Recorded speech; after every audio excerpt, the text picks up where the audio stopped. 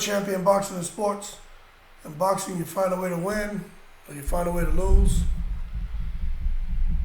I think we just need to get used to Eddie Hearn and AJ and trust me, other promoters are going to start to follow suit. Called bandwagonness. Means when someone's doing something and they're benefiting greatly, other people want to follow suit and jump on the bandwagon. And believe me, it is going to start happening. You see, Saudi Arabia is a place that wants to change its image as far as how they are received, perceived, and judged by the Western community. When I say Western community, I'm not just talking about the United States. I'm talking about on an international level, but like, Europe, United States. They really want for people to see them differently. Now, there are a lot of experts are saying it's nothing but a propaganda machine, and they really despise guys like Eddie Hearn taking events over there. Other promotions, organizations pushing snooker, pushing, soccer, or we call it football, pushing racing, to my race cars, they really feel that with such human rights violations taking place in that country, that shouldn't be going over there host and looking to have them host any big sporting events, because it just makes it takes away from what the real attention that should be on the crimes being committed. So it's called sports washing. Now, this is my thing. They feel that they're they're using those events to sports wash their image and the issues they have in the country. And my thing is this, right? Why shouldn't Anthony Joshua, Eddie Hearn, Floyd Mayweather, Luna Bella, NASCAR, the Olympics, any of these different large events, why shouldn't any one person, any organization, or any group of people who can put on who are behind these huge events, why shouldn't they go to Saudi Arabia? Now, there's nothing saying they can't. And at the end of the day, money talks, BS walks. They've had a Super 6 boxing tournament over there. George Groves and Carl Frock fought over there. They've had snooker tournaments. They've had soccer. They've had, Anthony Joshua, Clash of the Dunes. About to have Anthony Joshua over there again. There's a lot of different opportunities there. And, it does sound like they're trying to make some changes, Saudi Arabia, as far as, 70% of the population being between the age of 15 and 40. And they're trying to make some changes to take the voice of that 70% and say, okay, we're going to try to normalize some things, a little give and take, and particularly with allowing women to drive and just allowing women to have more of a voice and be not necessarily seen as equals, but the ultimate goal is to have them seen as equals, equal pay, and to not just be seen as a property of a man. But that's not for Anthony Joshua and Eddie Hearn or those governing bodies behind the Olympics or anything else. I mean, they should be aware of that. They definitely need to have conversations.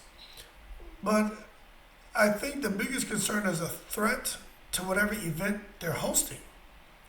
You see, that's when the threat levels increase, and that's when people need to say, that's probably not a good idea. But so far it's shown, Saudi has shown to be a great host to these events, and that they're going to put up real money.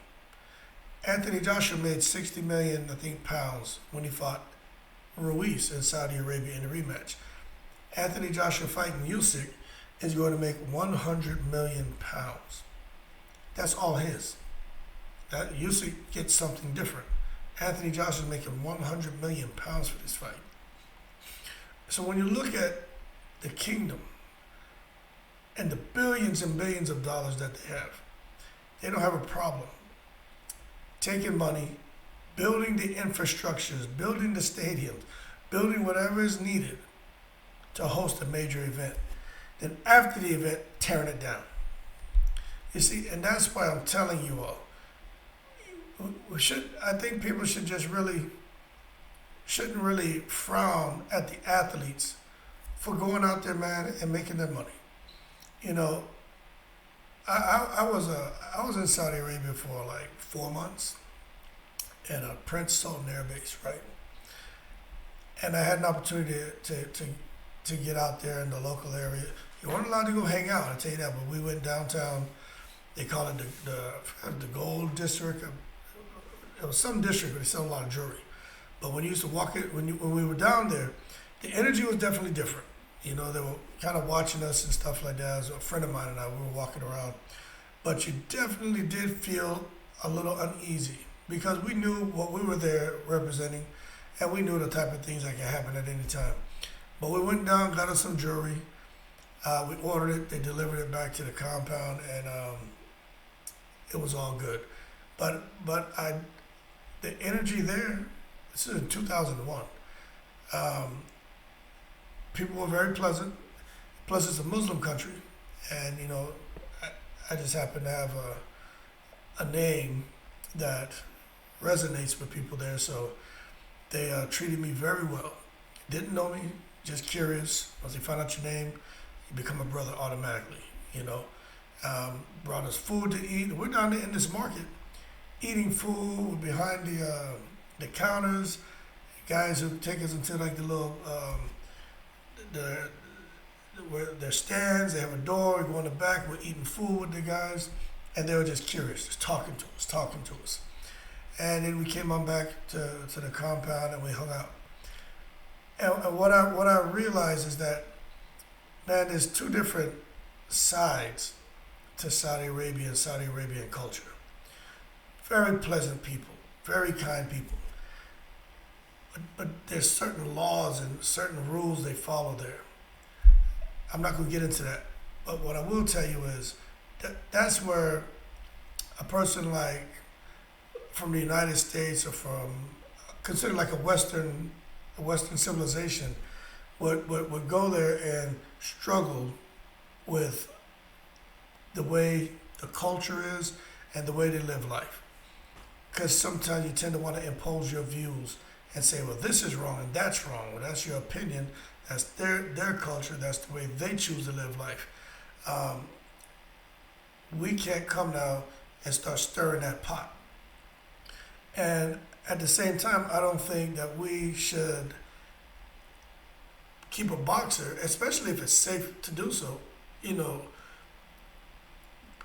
hold boxers hostage and limit them to fighting here where they're making, let's say, 5, 6, 10 million, when they can go over there, as long as everything is environment safe and everything like that, and let them make 50, 60 million.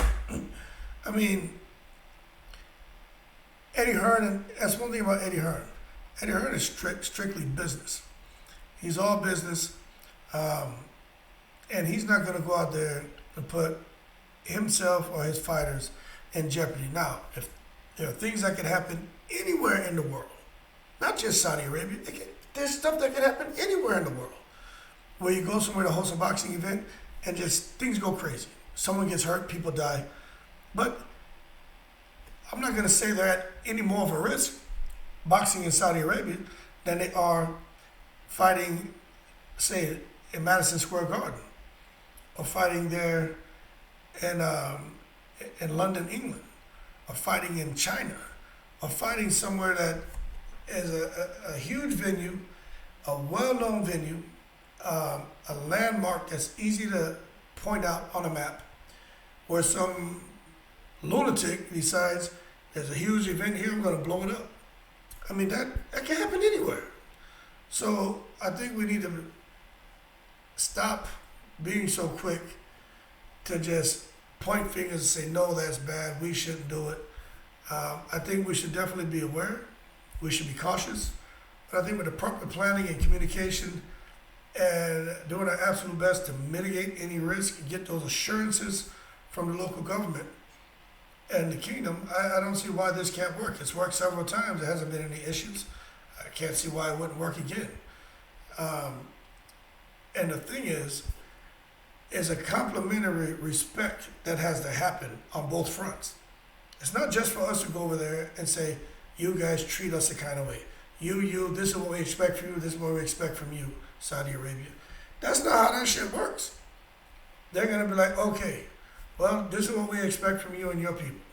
As far as the alcohol, as far as how you dress, as far as the profanity, as far as just the lewd conduct out there. Like there's certain things that that ain't happening. It's not gonna happen. Or you can have an international incident with the quickness. So it's complementary respect. And I think when you get that, it becomes a win-win for everyone, more of a collaboration. And that's what you want, is to be able to collaborate, everyone wins, put on a great event. And Saudi Arabia is getting more and more into just all sports, but they really want, boxing is something big. They just had a female boxer go out there and win. I think it was maybe a couple years ago, something in the Olympics. But it's huge for that country. But going forward with Anthony Joshua, Usyk fighting in Saudi Arabia, I mean, that's huge. And the money is huge as well. And whenever there's big money, it's going to attract a lot of people. You better believe me, if De La Hoya could get his butt to Saudi Arabia to host an event, he would. I just don't think De La Hoya has the means to do it. I don't think he has the connects to do it. He's got the name, but he doesn't have the connects. Eddie Hearn has the connects, especially being in England, such a diverse community, and the different people he may know through his business ventures and relationships, and the relationships that his dad forged for many years, especially being involved with card playing and gambling and different things. A lot of that stuff is really not supposed to be supported in a place like Saudi Arabia, but some of those things it happens, and you meet people and their relationships, and hey, if they feel like it's good for the image of the country, they'll host an event. So I think Eddie Hearn has an advantage over a lot of promoters just as far as where he's located and his networking, and his networks and his ability to network, and that's how he's able to get himself in Saudi Arabia, where other promoters have figured out how the hell is he doing this. So they're gonna hate on him, but trust me, once they figure out a way to crack that code and get into Saudi Arabia and get a 40, 50, $100 million payday for their guys, they're gonna do it. Everyone's gonna do it. And people are gonna travel there because people are curious. People wanna go, they wanna go see. And the more they go there, especially these false expertise, because you're a celebrity and you say something and now you're the subject matter expert and really you don't know a damn thing about it. The people are gonna say, oh well, because so-and-so said it, we're going now. And that's how all this works. That's how this marketing works, propaganda works, and that's how the money machine gets going. And then I think Saudi Arabia will get what they want. But the other stuff, the political stuff, man, I don't think that's Anthony Joshua's fight. I don't think it's Eddie Hearn's fight. That's not their business. They're not there to go and try to change the way these people think and rewire them. They're there to go there and host a boxing event, be respectful in the host country, and put on a good performance. The locals enjoy it, and for the locals to meet people and do something different as well. Open up minds, bring down guards, and I think eventually, we'll bring more events and bring more money and get people to see the kingdom a little bit differently. So, another title match in Saudi Arabia, people shouldn't be so worried about it. There's a lot of work being done behind the scenes. This isn't the first time they've hosted a large event there, and it's going to keep happening. So I think kudos to Eddie Hearn. Saudi Arabia is showing the money, and they want to give money away, and they'll do whatever it takes to get themselves to look good the eyes of people and get them to see them in a different space. And I think boxing is a way to do it. The NASCAR racing is another way to do it. I think hosting events like, I don't know about that, but hosting events like poker tournaments and stuff like that, even though they shouldn't be gambling in Saudi Arabia, but I'm sure they're figuring out ways to do things. But that's definitely going to get people to see them in a different space. But if you still have stuff where media personalities are going over there, or journalists are going over there and getting killed and tortured, and things with women and beheadings and chopping off hands and feet, that's always going to be contested. And there's always going to be groups out there who aren't going for that, and are going to want to kind of champion campaigns against it, and try to somehow bring that to an end. Which, again, good for them. Not Eddie Hearn's business, not Anthony Joshua's business, not Usyk's business, not any of these sports representatives' business. That's the business for these politicians and these different groups and activists who want to go out there and put their nose in other people's affairs. But that being said, that's the latest and greatest. You remember last time there were issues about, there were struggles about hosting the AJ and Tyson Fury fight there. Is because they weren't allowing international flights in because of the whole COVID thing. But other than that, AJ and Fury would have been there too. So you see, this isn't the first go around. Eddie Hearn has a connect out there, and he's exploiting that connect to line the pockets of himself and his athletes, and Saudi Arabia wants to pay them money. So it's a win-win for Eddie Hearn and his team because they get paid. It's a win-win for Saudi Arabia because it shows the world that they're civilized and that they can have fun too. And I personally think that's a beautiful thing. But all the political stuff, that's not Eddie Hearn's business. And he's a smart man, and I'm glad he said that's not a scab for him to peel back. Leave that alone, and he's smart, and he's doing the right thing. And as long as he does that, I think he's going to continue to be successful. And I think other promoters are going to jump on the bandwagon, and not just with boxing, with a lot of different sports, and try to get over there. I mean, hell, if Dennis Rodman can take a group of NBA players to North Korea and do like a little exhibition, why the hell can't boxers and other sports go over to Saudi Arabia and do things and get paid millions of dollars? That's the way I see it, as long as they're safe. But anyway, leave your comments below. Let me know what you think. I'm sure there's some people out there who have an opinion on that. But that being said, like and subscribe if you enjoyed the video. And as always, I'm in the breeze.